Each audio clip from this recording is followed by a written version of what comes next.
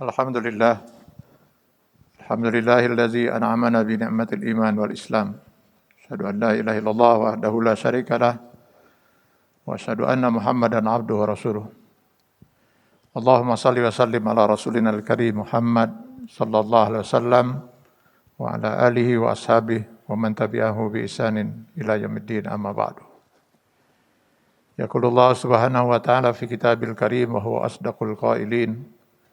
A'udzu billahi minasy syaithanir rajim. Wallazina idza fa'alu fahishatan aw zalamu anfusahum zakarullah fastaghfaru li dzunubihim wa man yaghfiru dzunuba illa Allah wa lam yusirru ala ma fa'alu wa hum ya'lamun. Shadaqallahul azim. Hadirin kaum muslimin sidang Jumat yang berbahagia. Ada satu pertanyaan yang pernah diajukan seseorang kepada saya. Bukankah di dalam sebuah hadis Allah Subhanahu wa taala menjanjikan lewat Rasulnya bahwasanya andai kata ibadah saum Ramadan seseorang itu diterima oleh Allah, maka Allah menjanjikan akan menghapus seluruh dosa yang pernah dia perbuat sebelumnya. Man shoma Ramadana imanan wa ihtisaban ghufira lahu ma taqaddama min dzambi. Pertanyaannya, kalau memang dosa kita manusia sudah dihapus dengan diterimanya ibadah saum kita, lalu apa perlunya lagi umat Islam disibukkan menyelenggarakan acara halal bihalal atau mengirim ucapan lewat SMS, WA yang pada intinya memohon agar kesalahan dan kekhilafan dimaafkan.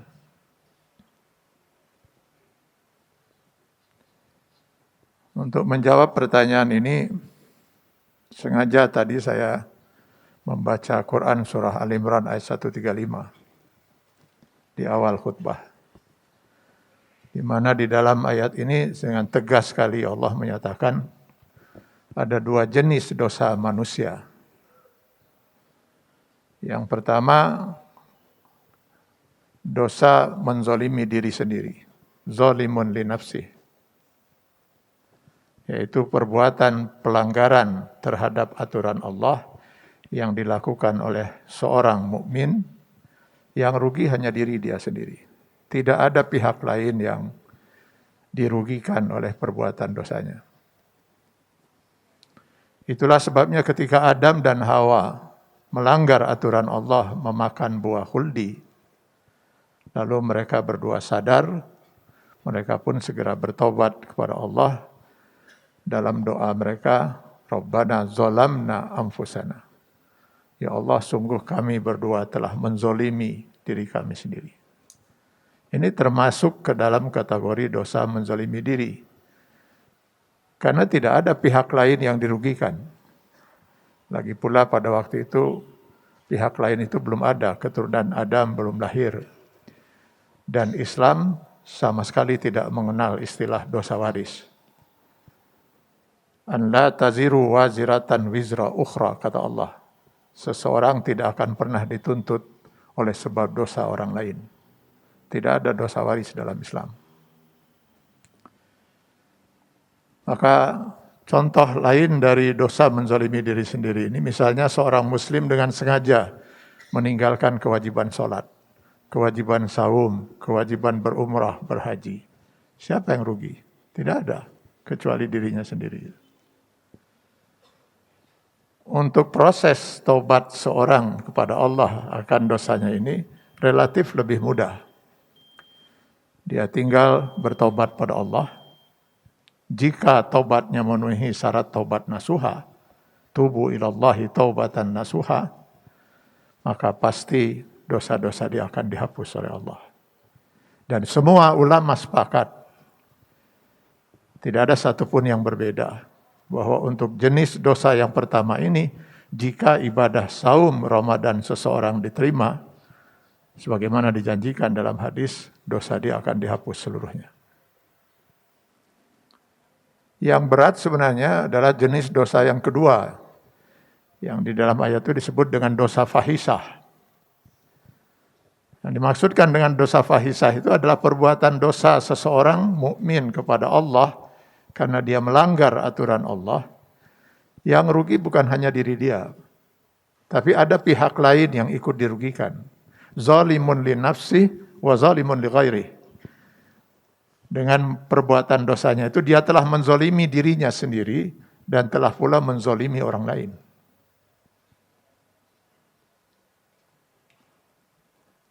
Jenis dosa inilah yang paling banyak.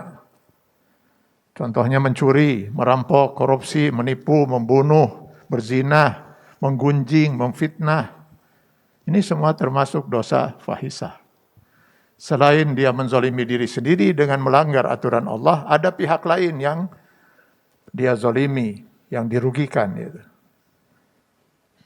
Contohnya tadi misalnya mencuri. Jelas dia menzolimi dirinya sendiri, berbuat dosa pada Allah. Lalu ada pihak lain yang ikut dirugikan, yaitu orang yang hartanya dia curi. Untuk proses taubatnya, ini jauh lebih berat. Paling tidak nambah satu syarat untuk dia bertaubat pada Allah. Dia harus terlebih dahulu menyelesaikan kezaliman yang dia lakukan pada orang lain sebelum dia bertaubat pada Allah Subhanahu wa taala. Jadi meminta maaf dan menyelesaikan kezaliman yang dia lakukan menjadi syarat dulu pertama. Baru dia dibolehkan untuk bertaubat pada Allah. Jadi tidak bisa dalam prinsip Islam. Seorang misalnya menzalimi seseorang, lalu dia tidak meminta maaf, atau hak orang lain itu tidak dikembalikan pada dia. Hanya malam hari dia kemudian bangun, lalu tahajud, lalu dia menangis, sambil kemudian dia bertaubat pada Allah, ya Allah, tadi pagi saya baru saja menzalimi seseorang. Mohon ampun ya Allah. Kira-kira kalau saya boleh bahasakan, Allah akan mengatakan, selesaikan dulu urusan kamu dengan orang yang telah kamu zalimi. Kalau sudah selesai, baru silakan kalau mau bertobat pada Allah Subhanahu wa taala. Begini luar biasa Allah menghargai hak manusia. Sebagian ulama memang ada yang berpendapat bahwa jika ibadah saum dan ibadah haji seseorang diterima oleh Allah Subhanahu wa taala, dosa fahisah pun ikut dihapus. Lalu bagaimana dengan hak orang yang terzalimi? Allah yang menanggung. Ini pendapat sebagian ulama. Tetapi sebagian besar ulama berkeyakinan tidak. Yang dihapus otomatis dengan ibadah saum seseorang itu diterima oleh Allah hanyalah dosa menzalimi diri sendiri. Adapun dosa fahisah, benar Allah akan langsung menghapus dosa orang tanpa dia bertobat lagi pada Allah, asal urusan dengan dia zalimi sudah selesai. Karena kebanyakan kita umat Islam di Indonesia ini pengikut mazhab Syafi'i yang termasuk meyakini pendapat ini, maka itulah sebabnya kita menyelenggarakan acara halal bihalal itu. Harapannya dengan ibadah saum Ramadan yang kita laksanakan itu mudah-mudahan Allah menerimanya sehingga dosa menzalimi diri sudah dihapus dan dosa fahisah juga akan segera dihapus dengan kita saling memaafkan. Karenanya sejak dulu saya termasuk yang sangat mendukung acara halal bihalal ini atau apalah namanya itu, yang intinya kita saling memaafkan.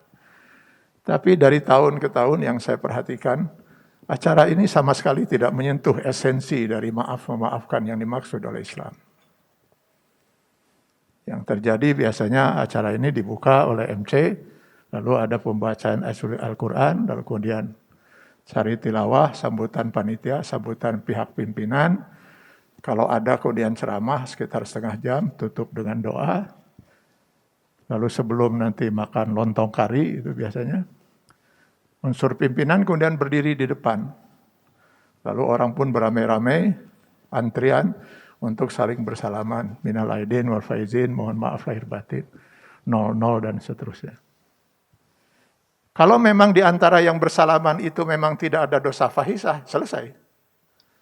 Enggak salaman juga enggak apa-apa, enggak ngomong minal aidin taqabbalallah, mohon maaf juga tidak ada masalah. Tapi kalau memang ada dosa fahisah, tidak bisa selesai dengan cara seperti itu. Di dalam Islam, sejauh yang saya bisa pahami dalam syariat Islam, yang namanya hubungan hablum minan nas itu selalu dengan akad yang jelas. Harus dengan ijab kabul yang pasti. Saya ingin menjual barang. Apa barang yang mau dijual? HP. Apa barang baru atau second? Merek apa? Bagaimana kondisinya? Mau dijual berapa? Sehingga pembeli akan mempertimbangkan apakah dia mau membeli atau tidak. Kalau sepakat, baru terjadi akad jual beli. Utang piutang, kata Allah, catat. Hadirkan 2 orang saksi. Berapa lama dia akan membayar hutang itu kembali. Akad nikah harus jelas, ijab kabulnya. Saya nikahkan saudara kepada Siti Fatimah misalnya. Siapa Siti Fatimah? Putri kandung saya. Jelaskan dalam akad. Mungkin juga dia putri kandung orang lain. Kalau putri kandung orang lain, jelaskan pula putri kandung siapa. Apakah maharnya mau disebut? Disebut. Sebut berapa? Berapa jumlah mahar itu? Apakah mau dibayar kontan atau mau dicicil? Jelas, harus jelas akadnya. Sebelum si calon mempelai itu akan menyatakan menerima atau tidak. Ijab itu dengan kabulnya. Maka memaafkan harus jelas. Apa kesalahan yang akan dimintai untuk dimaafkan? Harus dengan akad yang jelas. Saya telah melakukan kesalahan ini dan saya minta maaf. Supaya orang yang meminta maaf itu betul-betul ikhlas mau memaafkan atau tidak. Karena mungkin saja sampai bisa terjadi seperti ini. Mohon maaf lahir batin, 00 dan sebagainya. Ya sama-sama kata pihak yang lain. Lalu orang yang meminta maaf duluan itu kemudian mengatakan alhamdulillah ya Allah terima kasih.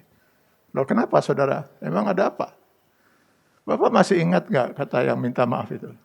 7 tahun yang lalu pernah menyebar fitnah pada diri Bapak. Oh itu gak mungkin saya lupakan saudara. Asal saudara tahu saja.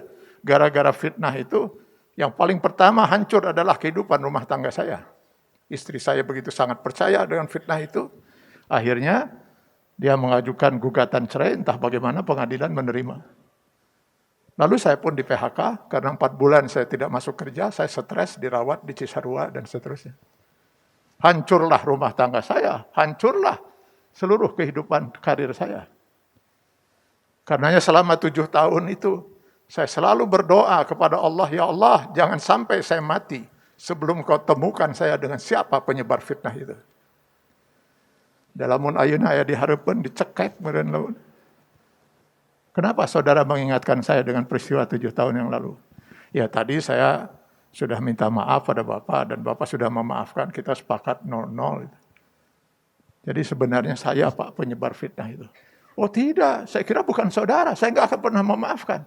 Mungkin sudah lain lagi persoalan itu. Makanya harus jelas, Pak. Kenapa Islam membuat aturan seperti ini? Supaya setiap orang berpikir 1000 kali untuk berani menzolimi orang lain. Suatu saat orang yang dizolimi itu harus tahu. Kapan? Ketika dia mau bertobat pada Allah. Dia harus mengaku. Bagaimana kalau dia tidak mengaku? Maka Allah tidak berkenan untuk mengampuni. Dosa dia akan terus mengambang, Pak. Sampai kapan? Ya kalau sampai dia meninggal dunia berarti akan selesai di akhirat. Kalau dia tidak selesaikan dunia, maka di akhirat ketemulah kita dengan hadis Rasulullah SAW. Atadruna mahwal muflis. Tahukah kalian siapa manusia yang paling bangkrut di akhirat nanti? Manusia paling bangkrut di akhirat nanti, kata Rasulullah, adalah orang yang menzolimi seseorang di dunia. Menzolimi orang di dunia. Lalu dia tidak menyelesaikan. Tidak meminta maaf, hak orang itu tidak dikembalikan. Berarti taubat Allah pun menggantung. Maka di akhirat Allah akan menyelesaikan. Bagaimana cara Allah menyelesaikan? Orang yang berbuat zalim ini kalau dia punya amal ibadah, akan diambil oleh Allah amal ibadahnya sesuai dengan kadar kezalimannya untuk dilimpahkan kepada orang yang dia zalimi. Baru dibayarkan kepada 5 orang, sudah habis amal ibadahnya. Padahal yang dia zalimi ada 10 orang. Bagaimana nasib yang 5 orang lagi? Dosa yang 5 orang itu masing-masing akan diambil oleh Allah sesuai dengan kadar kezaliman orang ini. Lalu ditimpakan pada orang yang berbuat zalim. Sudah amalnya habis, dosa orang lain ditimpakan pada dia. Inilah manusia yang muflis, kata Rasulullah, manusia yang paling bangkrut di akhirat nanti.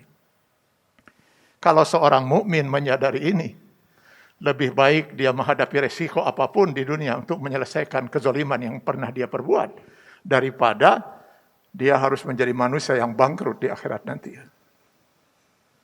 Paling tidak, kalau semua muslim menyadari ini, siapa seorang yang berani berbuat zalim pada orang lain? Enak saja orang menyebarkan fitnah terhadap seseorang, nyebar di media sosial seperti sekarang ini.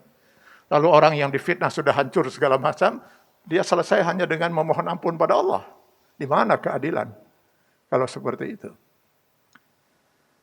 Pertanyaannya sekarang, kalau Bapak, Saudara pernah membaca hadis, Rasulullah SAW mengingatkan, sittatun yadkhulunan nar qabdal hisab bisittatin. Ada 6 kelompok manusia, umatku, kata Rasulullah, yang akan masuk neraka jahanam tanpa hisab. Bukankah mereka muslim? Ya muslim. Pasti punya amal. Masa tidak dihisab? Percuma dihisab. Nggak ada gunanya dihisab. Dosanya sudah terlalu banyak. Yang paling pertama disebut oleh Rasulullah SAW dalam hadis itu adalah al-umara bil jur. Para pemimpin karena kezalimannya. Untuk apa dihisab? Bayangkan kalau seorang pemimpin itu berbuat zalim. Yang dizalimi katakanlah 1.000 orang, 100.000 orang, 1 juta, 100 juta orang. Bagaimana dia harus menebus kezaliman yang kepada sekian juta manusia itu? Maka pantaslah kalau kata Rasulullah SAW, manusia-manusia seperti ini gak akan lagi dihisab, dia akan masuk neraka jahanam tanpa hisab. Andai kata saja nilai ajaran Islam ini benar-benar dihayati oleh setiap orang muslim, apalagi di negeri yang mayoritas penduduknya muslim seperti di Indonesia ini, alangkah indahnya kehidupan ini. Siapa orang berani menzalimi orang lain? Mudah-mudahan ini menjadi bahan tazkirah bagi kita, agar ke depan kita berpikir 1000 kali untuk berani menzalimi orang lain.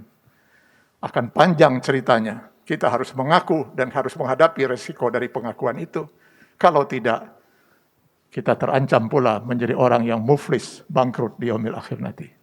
Barakallahu li wa lakum fil Qur'anil Karim wa nafa'ni wa iyyakum bima fihi minal ayati wa dzikril hakim wa taqabbalallahu minni wa minkum tilawatahu innahu huwas samiun alim. Ud'ullaha wa antum muqinuna bil ijabah.